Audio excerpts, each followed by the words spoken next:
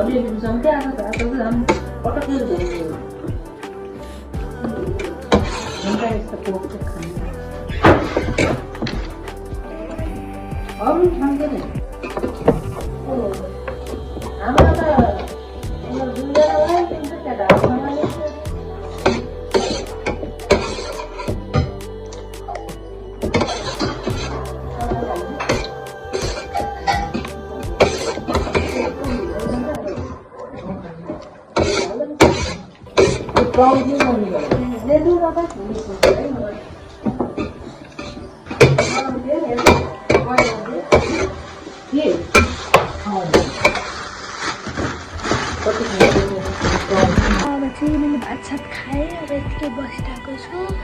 बुबा आमा पनि जानुभयो.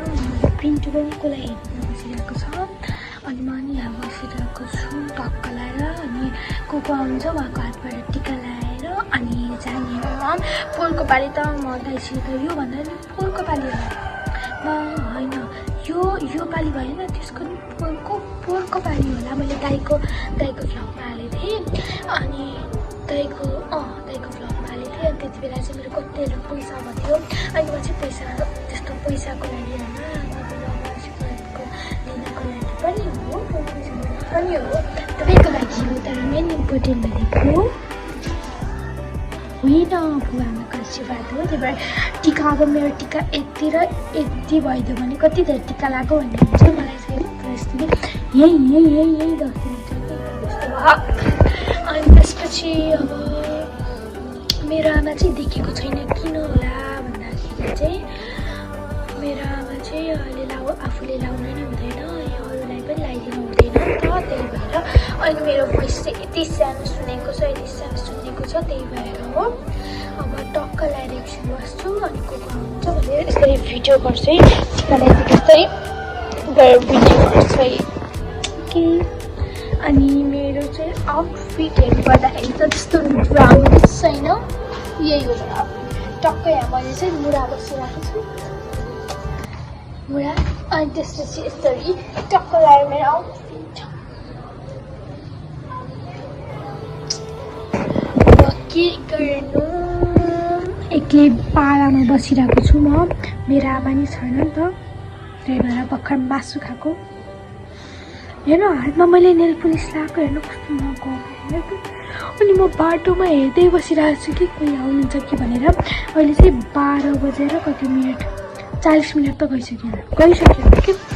हेर्नु पुरा कुदेर बसिरहेको छु. कोही नि आउनु भएन कि. यस्तरी हेरेर बसिरहेको छु. अनि यता म चाहिँ एक्लै छु कोही पनि छैन. अनि टक्क लगाएर म टिभी हेरेर बसिरहेको छु. अब एकैछिन पछि आमालाई फोन हाल्छु. आमा अहिले पछि आउँछु भन्छु. अनि त्यसपछि घर जान्छु. अब यहाँ अहिले टिका लगाउनेहरू कोही पनि आउनुभएको छैन नि त त्यही भएर अहिले म बाटोमा छु कि. अनि त्यही भएर अहिले चाहिँ पुरा बाटोमा हिँडिरहेको किनभने यता टिका लाउन बोलाउनु भएको क्या मलाई.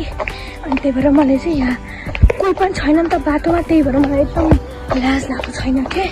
अगाडि नै खाली छ रोड पछाडि पनि खाली छ नि त त्यही भएर मलाई एकदम डर लागेन म पुरा यस्तो पाराले हिँडेको छु म चाहिँ अहिले भर्खरै नेवारको घरमा गएको नि त अनि त्यही भएर मैले यसो टिका लाउनु परेको छ तर केही नि हुन्न म नेवारी भयो अब तर नेवारी भएर किन छिरेको भन्नुहुन्छ नि ढक्क लाग्छ अब चाहिँ मेन रोडमा चाहिँ धेरै मान्छे हुन्छ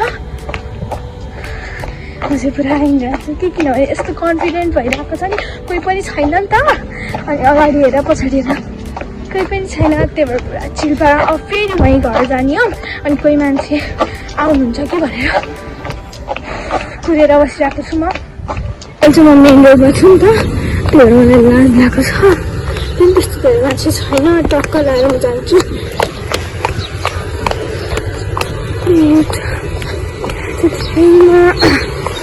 पुरा गीत गाउने हिँडेको छु किनभने कोही पनि त्यस्तो धेरै त छैन हल्का फुल्का छ त्यही पनि त्यस्तो धेरै छैन नि त यो पुरा रोडहरू पुरा खाली छ कि कोही पनि छैन नि त त्यही भएर मलाई लाज लागेको छैन नभए त म यति लाज मानेर हिँड्थेँ नि त अनि एकजना मानिस पनि हुनुहुन्न मलाई यति लाज लाग्थ्यो म घर पुग्न लागिहालेँ म चाहिँ कस्तो सबैदेखि हिँड्नुपर्ने तर देख्थेन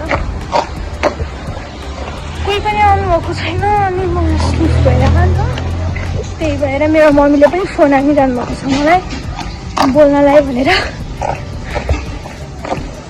एकदमै कोही नि आउनु छैन कोही नि आउनु छैन त्यहाँ माथिबाट हेरेर बसेर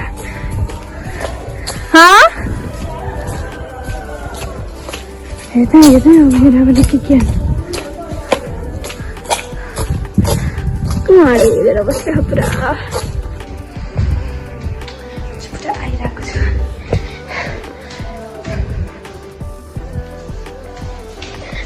माथि माथि हिँडेको छ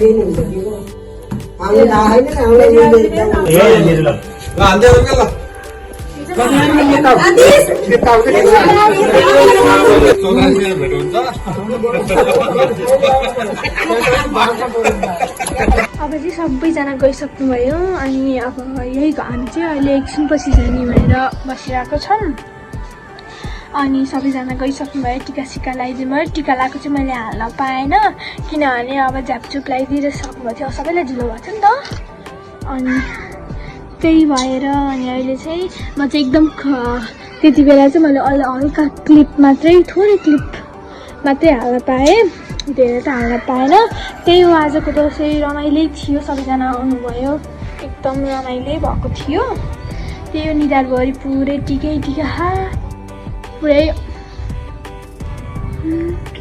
यस्तो देखिन्छ अनि तर यहाँबाट चाहिँ उताको डाँडाको भ्यू चाहिँ देखिन्छ यहाँबाट तर त्यस्तो देखिन्न अनि अघि चाहिँ यो कालु भन्यो भने चाहिँ यो कुकुर कहाँ गयो कुकुरले चाहिँ कालु भनेर चाहिँ पुच्छर हल्लाउँछ अरे क्या